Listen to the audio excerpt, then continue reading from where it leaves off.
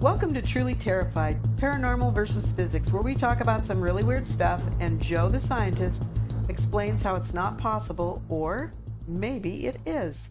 I'm Lynn and... I'm Joe. Okay, so this is where it gets really weird. So today we're talking about dowsing. We introduced the subject last episode and talked about some practical applications for it, but not really too many stories about people doing it. And the reason why is because the stories speak for themselves. It is no way is this like electromagnetic radiation or, something like that, which is what some people say. Some people say that the rods are attracted to the water because of magnetism. I always heard that, and that's how I thought. Like, it was two rods, and when you walked over it, there was an electric current or something through the air between them, and so they attracted each other. And that's what because I thought, oh yeah, it's actually something not... It's scientific. It's scientific. And that's what I thought, having to do with the wires under the ground on those farms that I talked about last time. I thought that it was attracting the metal in the coat hangers for some reason, because I don't think you can stick a magnet on a coat hanger, so I don't know. Non-magnetic. I don't think they are. I think they're crappy. I'm not sure what they are. Yeah, I have no idea what they are, come to think of it. I'd guess steel wire, but I don't know. So we talked about the dowsing sticks. We talked about what they look like, and you mentioned some things, but not really any possible scientific explanations. You talked mainly about possible ways you could prove or disprove the truth of it, or the accuracy of it. But as usual, I'm going to veer off away from science. I suggest that while I don't discount the ideomotor effect, those unconscious movements that affect the sticks, if your psychic mind knows where the water or the wire or the grave is, then it doesn't matter if the rods are moving because of the ideomotor effect. All that matters is that they're moving. And I think I touched on that a little bit last time.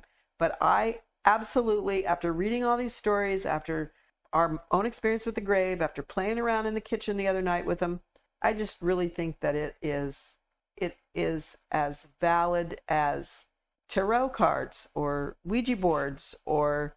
Okay, so yeah, you're rolling your eyes and laughing. I mean... there is validity there. Just look how it sounds, though. I know it sounds goofy. I know it. Okay, so some people are better than other people. Why? Well, maybe some people have greater psychic ability. Yes, you are poo-pooing it. I know. Well, I want to hear the stories. Okay, supposedly they'll go inward or cross if you're over a target, or the answer is yes. But in my experience, they might swing wildly to the left or right or even down and point directly at your target. If you can answer yes, no questions with them, then they should work like a Ouija board, right? Mm-hmm. You should be able to, it doesn't matter. You should be able to do whatever. Mm-hmm. So there's an American Society of Dowsers. It's dowsers.org, if you want to know. And they have some success stories posted on their site. Not a whole bunch, but a few. So I'm going to tell you some of those success stories. In 2008, a guy owned an older motel. So picture the kind with the little cabins, really rustic, probably out in the sticks somewhere. He knew he had a propane gas leak, but he couldn't tell where it was. And he spent some time trying to figure it out, and he couldn't tell. So he contacted a dowser, and the dowser asked for a detailed map of the property. Here's where it gets weird. Mm-hmm. The dowser never came to the property. He just did it over the map. They dowsed over the map. With, how do you do the... I don't know. Was it like a huge map? I don't know, because this is from the guy who owns the motel. He's telling the story.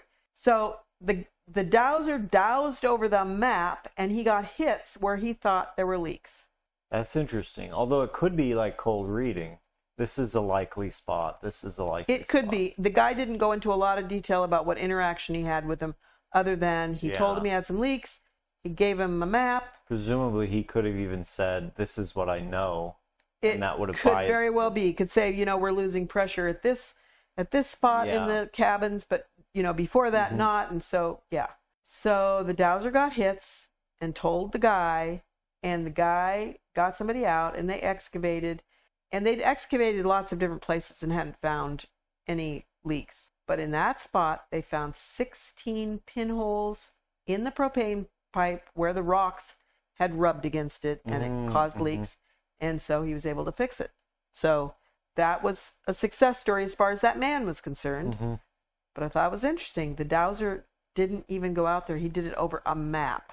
I mean, I suppose it makes sense, right? Even in the case you subconsciously have an idea where it is, it doesn't necessarily, even if it's something like first order supernatural, like energy crossing the void or whatever, that doesn't necessarily require you being there. Right. You know? Absolutely. Absolutely right. Okay, so this kind of goes along with your cold reading thing. In 2006, a lady named Rachel went out to eat with a friend. They said the name of the restaurant. I'm not going to say it, but it was a well-known, popular chain restaurant. McDonald's. No, that's not a well-known popular. Well, I guess it is popular, but it's not a restaurant. It's not a restaurant. Some people would argue that. Oh my God. It was a cold night, and they ate their meal, whatever their meal was. And when they were done, they went out, and Rachel started her car, and then she got into her friend's car, waited while her car warmed up because it was so cold. And so they sat in the friend's car for a little while, and then when she figured it was enough time had passed, she got in her car and went home and went directly into her house. The next day, she discovered her wallet was missing. She was sure she'd put it in her pocket after she'd paid at the restaurant, but she figured it must have fallen out. She went back, she searched around the restaurant, she searched her car, she searched the path from the restaurant to her car, she searched her friend's car, she searched outside her house, she searched everywhere she could think of, and she couldn't find her wallet. So she contacted a dowser who asked her some questions, and here's where it gets a little iffy. It reminds me of the cold readings by psychics. I think the questions were more informative than Rachel realized. Anyway, the dowser tells her that her wallet has fallen down inside the booth seat at the restaurant. Well, how the hell, what did he douse over? That's an interesting question. Questions on the floor or something? Did he wrote down spots? And I don't know. Did he just douse while she's talking? Like, I don't know. At what point does it stop being dowsing? Very good question. I don't know. So she went back to the restaurant. Lo and behold, her wallet was inside it had fallen down behind, where the back cushion, bottom cushion, fallen down in there, inside the thing, and she got it out. Well, wait a second. He could have just guessed, right? Okay, so yes, he could have. And that's why I said this is iffy, and it's like cold calling. So if he says... Cold reading, yeah. I'm cold reading. So if he said, did you look from the booth to the counter where you paid, or where did you pay? You paid at your table. Presumably you'd pull the wallet out of your pocket at the table and then put it back. Well, I know I've lost things in those, not lost forever, I found them again, but I've dropped things thinking I'm putting it in my pocket, and I'm actually not. I'm actually just dropping them down on the seat. Yeah. He might have said, when you walked out to your car, did you get into your car to start it, or did you just lean in your car to start it? I mean, there's lots of different questions he could have asked. I'm assuming it's a he. I don't know who it was. I'm not sure, but in any case, that was one of the success stories on their site. Your question of when does it stop being dowsing and start being something else is a very important one. They also don't differentiate what dowsing tool they're using, because if dowsing is using a tool, then they should indicate what the tool is. Yeah, seems important, because it's like you're using something that gives you an indication of an answer. What's the indicator? Yeah, so what's the indicator? You could presumably have like a computer do it, Right. And you're just like the one who hits the key to make it. So is a pendulum, where you put a heavy object on a string, is that dowsing? Yeah, actually that's a good one, because it's really hard it's easy to make the thing move, but if you're trying to hold it steady, it's hard to make it to know which way it's going to move, because it will move, Yes, like if that it's is true. rotating. And actually, when I've done it, it immediately starts moving to my heartbeat, because I guess Makes sense. my body is trying to get blood to my brain because my heart rate's so low. This next one is also a remote, I'm going to call it a reading. I don't know what else to call it. So this lady named Carol Grader said her husband lost his ring, and it was apparently a ring that was important to him. I don't know whether it was a wedding ring or his class ring or what. And she and her husband had looked everywhere for it. So they called a dowser. I myself would not have called a dowser for a lost ring. I would have probably looked for it. They did look for it. I would probably have, I don't know. I would have used some goofy method that you would laugh at, but I would not call a dowser. It wouldn't occur to me to call a dowser. Yeah, it wouldn't occur to me to call it. Even if I was like, yeah, dowsing is like 100%. Why would I call it dowser? Yeah, that just seems like odd. A psychic. Yeah. Or somebody who's clairvoyant. Or get out the Ouija board. Yeah, Ouija board. A Ouija map. Ouija map actually makes a lot of sense. Oh my God, we need to do that. Make a map and put the planchette on it. It would be better than a dowsing. Yes, yeah. Because you have a map. You're looking, and you have the thing, the planchette, and then you have multiple people. Like it's combined effort dowsing. That would be cool. Multiplayer dowsing. Okay, so anyway, Carol Grady and her husband were looking everywhere, and they contacted the dowser. Carol said she was really skeptical about the whole thing, but she went along with it because her husband wanted to do it. Again, this one was done from a distance. The dowser told Carol's husband to look in his coat pocket. He had already searched all his coat pockets. Carol and her husband went through all his coat pockets again, any outerwear he had, that you could perceive to be a coat. They looked in the pockets. No, wasn't there. Then they searched sweaters with pockets. Wasn't there. So the dowser said, look in a backpack. You can see where this is going, right? I mean, I could see where this was going until she said what happened next. I thought, the dowser's going to say then, look in the backpack. Okay, it's not there. Look in the drawer. Okay, it's not there. Like, yeah, okay. Look in the glove box. Yeah. But that's not what happened. So Carol and her husband had already looked in the backpack. But they thought, okay, well, we'll go back to the backpack. But when they were pulling out the backpack, Carol realized there was a pair of cargo pants hanging in the closet right next to the backpack. Cargo pants are covered with pockets. The dowser had said, I see it going in and out of the house with you, the ring. Mm-hmm. I see that this... He's a psychic. Exactly. That's why this one is so weird. And so... He's mentally dowsing. But again, what is the tool? His mind. He's imagining... But no, the whole thing... He's walking through their house. That's got to be the difference between just saying, I'm a psychic or I'm a dowser. If you're a dowser, you're using a tool. You have a tool that you're using. I mean, that's literally what distinguishes... That's the only distinguishing characteristic of being a dowser. Between psychic and dowser. You're doing the same thing, only with the dowsing, you have a tool. So what's the tool? There is no mention of a tool, and it's from a distance. So, he may have been... saying he's seeing it. He may have been, doing tea leaves. He may have been, who knows? But he said he saw it going in and out of the house. So she got the carpenter's pants out and started going through all of the pockets. And in the smallest pocket, she found the ring. That's weird. That's weird. That's really weird. And I really thought it was going to go, count down to the look in the knife drawer. Yeah. Look in your bathroom bag. Where were you last? So this one, though, blows them all out of the water. Okay. No pun intended. This is more traditional dowsing. It's about Edith. Edith is 80 years old, and she only uses L rods like I do. Uh-huh. She douses about 50 wells a year. Well, she's probably dead now, but at that time. Uh-huh. She believes it's an innate sensory ability that gives her the gift of finding water. Uh-huh. And that's what she does. She finds water. She doesn't look for rings in pockets or wallets down in restaurant booths. And she says the rods are just the barometer to measure what she feels. That's a good way of putting it. Where she lived, the town needed a new well. So it sounded to me, for some reason I remember New Hampshire. It may not have been New Hampshire, but that's what I remember. So it sounded to me like it was a small town because she went to every single city council meeting and knew what was going on at all times. So when the town said they needed a new well and were upset because they'd spend tens of thousands of dollars on hydrogeologists to come out and tell them where to drill, and they drill, and there'd be no water.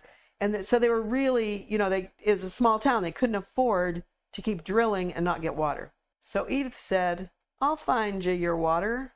And, there's old Edith, 80-year-old woman who shows up at every city council meeting, roll their eyes or whatever. But she went out to a promising field, and she got out her dowsing sticks, and she started walking it. And she found a few promising spots, but she wanted to go back over them again after she'd gone over the whole field.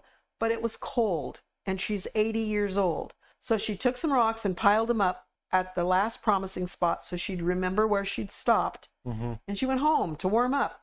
But the city council jumped the gun, and they sent out a well driller, and the well driller saw the piled up rocks and thought, this must be where she wants us to drill.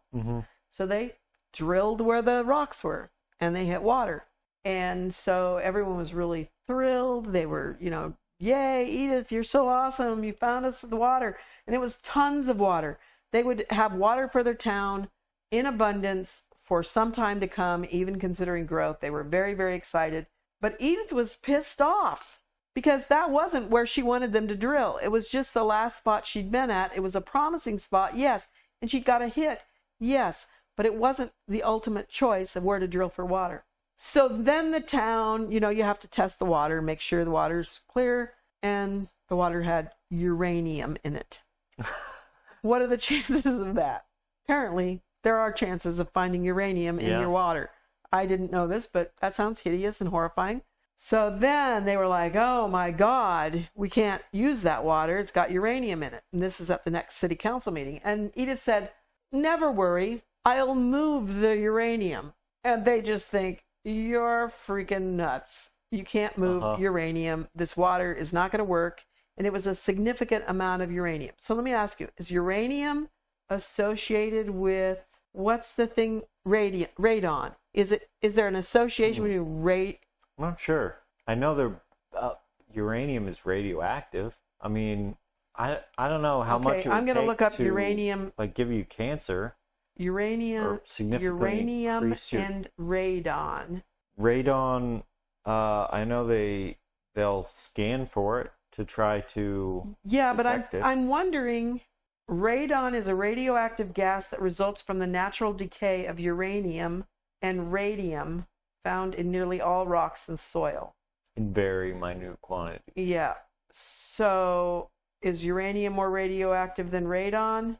Uranium, I don't know why I can't say that, eventually decays to radium, and then radium decays to radon. Okay, so there is a relationship there. Okay, so the scientists, the city council people said, that's nuts. You can't move the uranium, Edith. But somewhere along the line, she indicated she'd moved the uranium. So they went back and tested the well again, and it was clear of uranium. How'd she move it? Hell, I don't know. I mean, nobody apparently asked her. Is it like you're using them as magic wands? She obviously was a witch. Obviously. I don't know. But nobody believed her. And the scientists all said, the first test must have been wrong. I wonder if it's like pumping more water out clears, it's just a small area. Maybe there was a pocket of uranium as the well went down, and so it got trapped in there. And I don't know. But in any case, they just kind of thought Edith was a weirdo, and that was the end of it. And she apparently went back to her little cottage in the wood where she was flinging dead cats over fires or something. I don't know. So, yeah. But she found the water. Another guy, this guy's named Kevin. So Kevin and his wife bought a piece of property to build a house.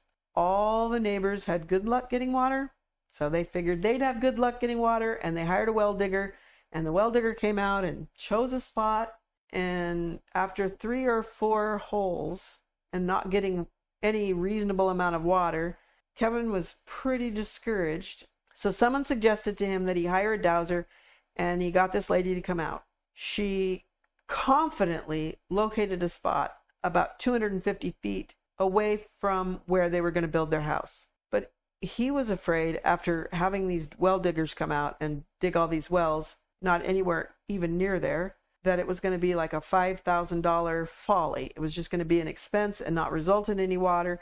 And also, he was concerned that that was way too far from their house, 250 feet, to have to pipe the water, possibly put in this deep hole that may or may not produce water, have to put a big old pipe all the way to the house. He was really, really skeptical. But after thinking on it for about a week, and asking the dowser a few more questions, the dowser said she believed it was going to get 12 to 14 gallons a minute, which apparently is good, and it would only be 250 feet deep, which apparently was good. And so he thought about it, he talked about it, he stewed about it, and finally he called his contractor and said, clear the trees over there.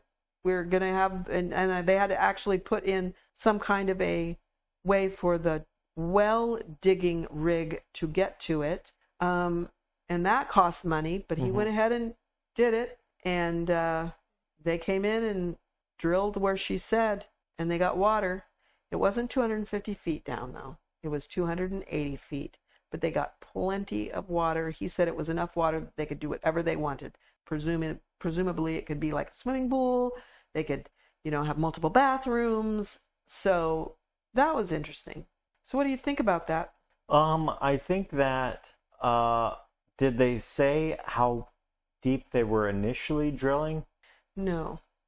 Because if the dowser said, yeah, it's 250 feet, and they weren't going that deep before, and the guy then says to them, yeah, she said it's 250 feet, they then have an additional incentive to go. That's a good point. I mean, deep. If they'd only been digging 100 feet or something, and then they said, oh, well, we're going to dig deeper, and this is our last hurrah, we got to get water this time. Yeah, that is true.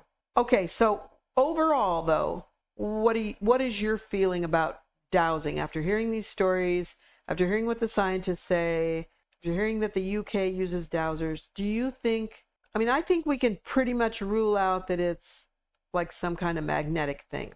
Because if people are doing it on a map, or, people are doing it not only for water or here's pipes. Here's one problem I see. Okay, let's presume there are dowsers who get real results, and there are telepathic people, or whatever you want to call them, who get real results. Let's say that's a real thing for both of them. Then you can't actually separate, even if it's a different mechanism from either of them, you can't separate them. So if there was a magnetic thing that some dowsers use, and some dowsers are actually telepathic, you can't separate them because it looks exactly the same. Right. So I think it's actually could be possible that even if there is an exotic explanation, that some dowsers are actually just getting a literal sense, like their hairs are standing up or whatever. And so they, if they're responding to that, it doesn't necessarily mean they're, are psychic. But presuming there is an exotic explanation, you can look at it like, telepathic, regardless what you're using. It doesn't matter. You don't actually have to use a tool. Maybe that's the way you do it to access that ability. Like, for instance, like a mnemonic, you're using it as a tool to engage your mind a particular way. That's the most obvious way to look at it. But other than that, there would be a physical process that is either encouraging your muscles to move a particular way, meaning it would be mental. So it's a physical process that is imparting some effect on your mind, on your brain, that then moves your muscles, or it is physically moving the things. So you could test physically moving them by attaching tiny force sensors. I think we can trust that you are physically moving them. Yeah, presumably.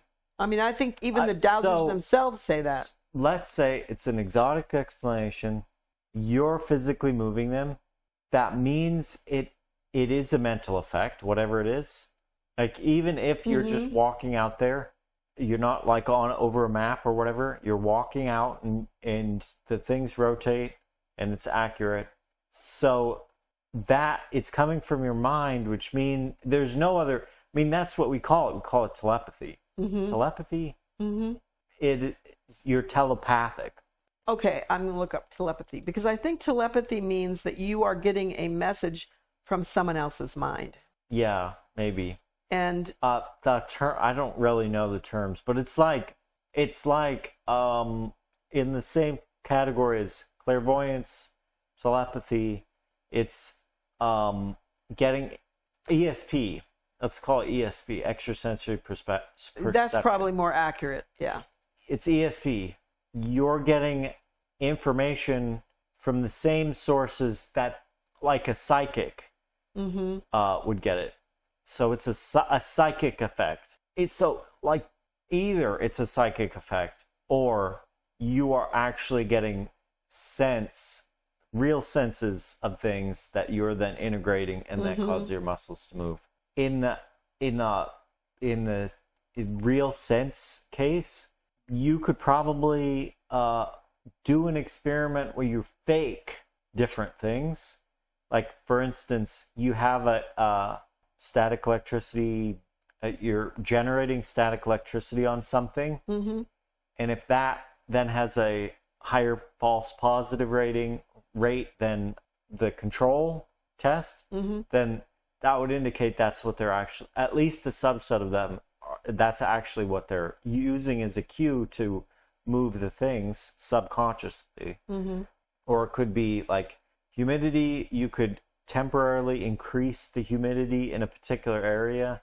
And again, if there's a higher false positive rate, you can then be sure that at least some of them, that's what's causing them to move the things. And that's still valid. Like, if you are walking and you sense a very minute fluctuation in humidity, and so that causes you to subconsciously move the things and they rotate, then that's still valid. When does perception become extrasensory perception?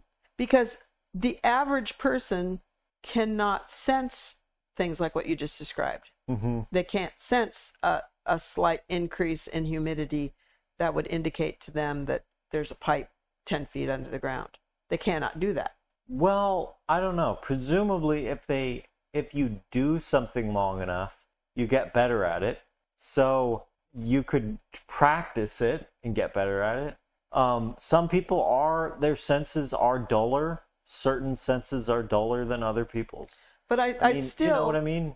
At what point? If it is causing your nerves to behave a particular way because of normal, physical, predictable interactions, that's sensory perception.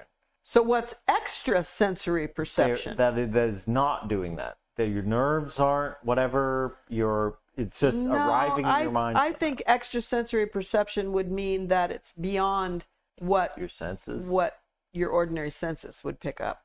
Okay, here, I'll say this. To be very clear, the terminology aside, there's what can be predicted by the standard models in physics and regular conventional thinking. Those are like, the humidity slightly increases skin conductivity or whatever, and you pick up on that. You could trace it. You could look at the electrical signal. Slight correlation, That's prosaic. We understand that. And then there's the exotic explanations, which are not modeled by conventional physical models or whatever. Psychics or ESP people or whatever, that's what they're doing. I mean, assuming that there is an exotic explanation. But what I really wanted to say was, if there's some of them are dowsing, quote unquote, and they're actually psychic, so they're using exotic sources of information. Not like the skin conductivity is changing, but like the astral void is churning in this particular location. You know what I mean? Something that is fringe. It is not accepted by conventional physical models, whatever. If some of them are doing that, they don't need to have the sticks. Right. You know what I mean? So you could probably, I'd imagine, take them and do like a card test where you hold a card and say what's on the card, and they'll give the right answer more often than not. Again, assuming that it's possible.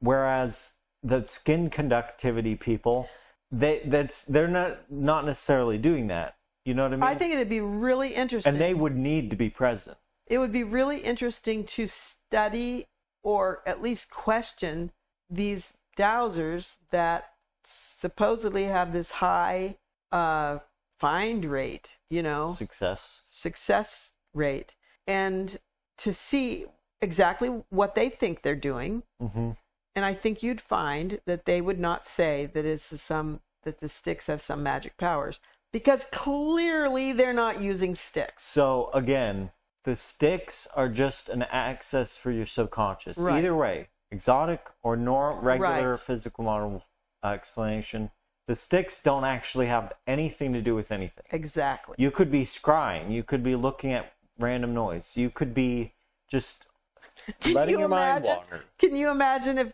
if a utility said, "Oh man, we can't find where that pipe is," and they get out a crystal ball and sit down with their hard hat on and start looking into a crystal ball? I mean, that's essentially what it. You know what I mean? Yeah. And if it's the regular explanation, there are literally two categories. I mean, the exotic explanation people, they're doing something completely different. They may look like they're quote unquote dowsing, but the sticks don't matter in that case. In the regular case, again, the sticks do not actually matter. They're just helping you. Right. But you might be walking around, and if you're very in tune with your senses, you get a chill up your spine, or your hairs stand up on end, or it feels slightly more humid, and that's the spot. I think that... But you can't do that remotely. I agree. I think that it is not something up for debate that we have more senses than we realize, and we don't utilize all of them. This is how I view senses. You have a sense for every single nerve that is interacting with your environment, including the ones in your brain. I mean, if you were completely boxed and you had absolutely no senses anymore, you couldn't see, couldn't feel. You mean put in a black box? No, I mean your brain is removed from your body. Oh. You have no senses. Good Lord. You still would be being affected by your physical environment. You could probably learn to, just by how your brain is how your mind is changing as sound waves pass through your brain or whatever. No, you wouldn't if your brain was removed. But what I'm saying is everything affects your brain, and a sense is just a really highly trustworthy channel of information. Yeah. So every nerve, I mean, if you only had one nerve on the tip of your finger and you still got a signal from that, you could use it as a sense. So the thing about so for instance, some people believe that, what is it? It's like the structure of certain cells in your brain have a quantum mechanical effect. There's some quantum mechanical effect, and you can get quantum mechanical information from that. That's how your brain is getting certain information. Okay, that would be a sense. If part of your brain was responding to blood pressure, you have a blood pressure sense in your brain. If one part of your brain was loose somehow and vibrating, there was some flexibility to it, and that would create a signal. You have a vibrometer sense in your brain. So there's like could be other things like that going on. Yeah. But the again with the like the exotic stuff, it's not that like that's all physically modelable. We can model that with the physical models we use. The exotic stuff, I mean, I can't get a sense, like none of those things gets a sense, oh, what's happening on the other side of the planet? Someone mailed me a map. I'm going to hold my toothpicks over the thing and mini douse. That has nothing to do with the senses. Yeah. I mean, unless there is an exotic sense. So like then you're talking, oh, yes, you have part of the astral body that's attached to your corporeal body can vibrate in the astral winds. And the vibration is sending a signal to your corporeal brain. So like that would actually be a sense. Because again, it's a channel of information from some part of your body. I really actually like that. Yeah, you got the fronds measuring the astral wind. And presumably it wouldn't, if it was an exotic explanation like that, it wouldn't be like that. It would be something even more exotic. Like, again, if you vacate from physicalism, that means there is not a physical reality. Like your mind is actually a thing that's more fundamental than like mass and particles and whatever. Then it doesn't, it no longer has to have any physical connection to anything. You know what I mean? So really, it's as good as thinking of the spot as being there. So really, dowsing it's not really a thing all on its own. It's just a different way of expressing the same shit, different day. Psychic ability. Yeah. So, but though again, like maybe some people are definitively not psychic. They're just really in tune with their bodies. Some people might actually just be cold reading, really high end cold reading. Yeah. And then some people might actually be psychic. Yeah. But they're all using this as a tool for their subconscious. I also think that what you said on the earlier episode about, what we were talking about, that you might dig anywhere and you'll find a pipe, or you'll find water, you'll find a wire or whatever.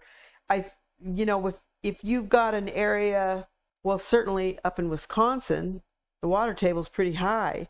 If you went out there and dowsed in the backyard of the building, you'd probably be able to say, hey, dig here, and you'd get a well, And then you'd have confirmation bias. Yeah. People would be, wow, he was right. Right. And 99% of the spots you dig, and you're going to find water. And I think that some people who hire themselves out as dowsers, I think they absolutely believe that their sticks are doing something.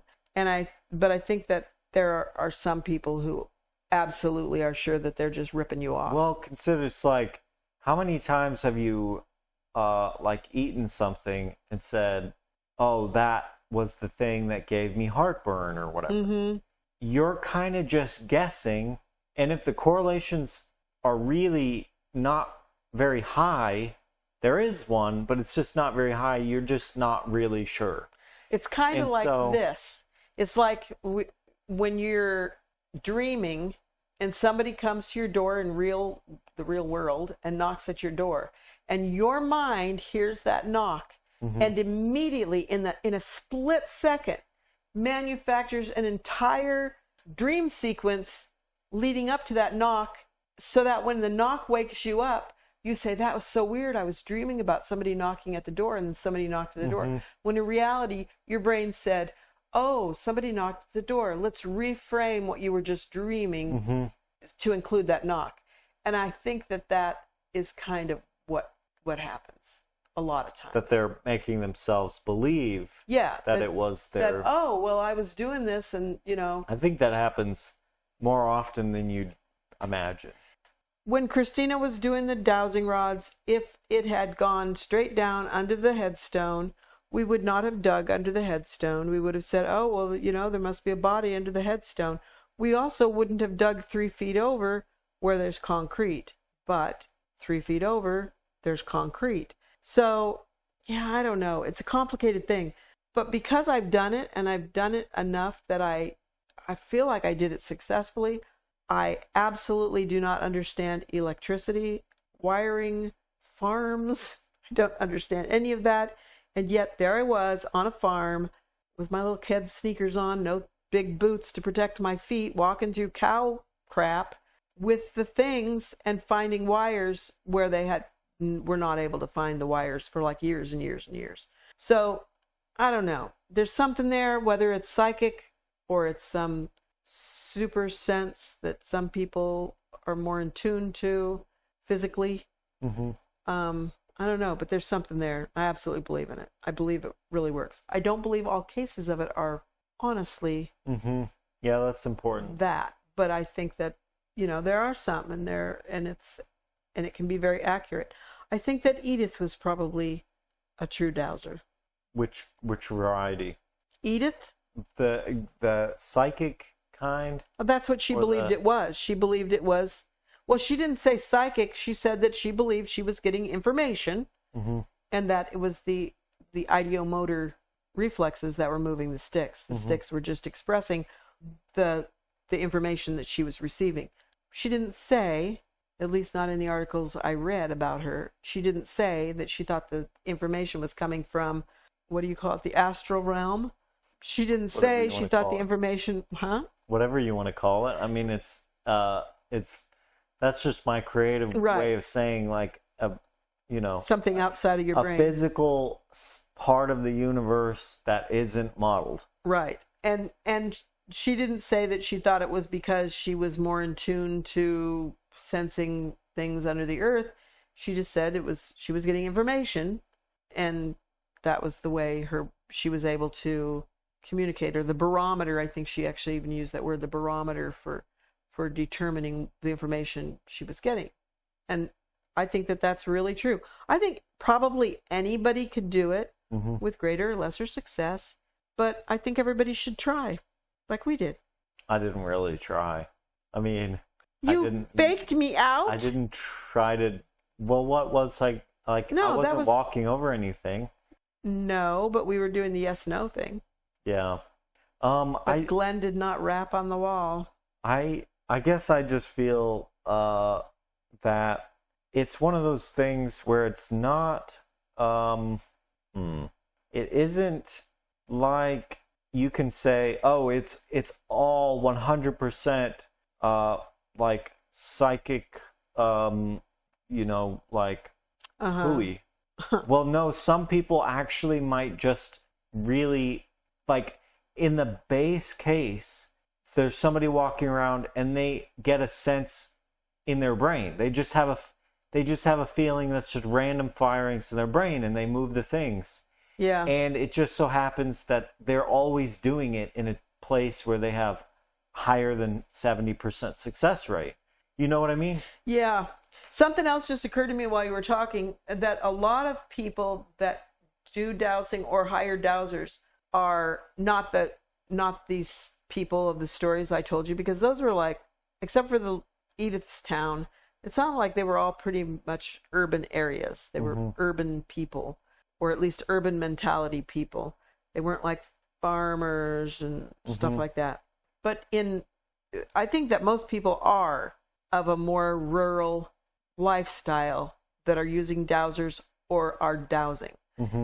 And when you think about the people who are rural, they're generally more likely than their urban counterparts to be churchgoers. And if you were to say, this is woo, it's something from outside your body, it's some, wooey woo-woo stuff, they would probably say it was satanic, and they wouldn't do it. And so it would be interesting to hear what they think it is. Like somebody who's a real Bible thumper, what do they think it is? I think dowsing actually works, but it just doesn't work how people think it works. Yeah, I think you're right. And I'll qualify that. If I, who has no psychic ability whatsoever, so you say, not telepathic, whatever, I walked into a field with my sticks, and they rotated, and I said, drill here, and I hit water, I personally would not think I was successful because I was dowsing. I would say there's just a higher chance I'd be right in this particular area. And I would say I picked up some information, whether it was through psychic ability or super sensory stuff. I picked up some information, and the sticks conveyed that information in a physical way so that I could see what I was thinking. And that's what I would think. Thanks for coming along with us while we talked about this stuff. What do you think? Do you think that dowsing works? Do you think that it's a psychic thing? Do you think that it's just some hyper-physical sensory thing? I would like to hear from you. Our contact information is in the show notes. You can email us, text us, or even call and leave a 3-minute voicemail. And as always, if you have a story you want to tell, send it to us. Please share, subscribe, and leave a review wherever you get your podcasts. Thanks for listening, and never be so terrified you can't run.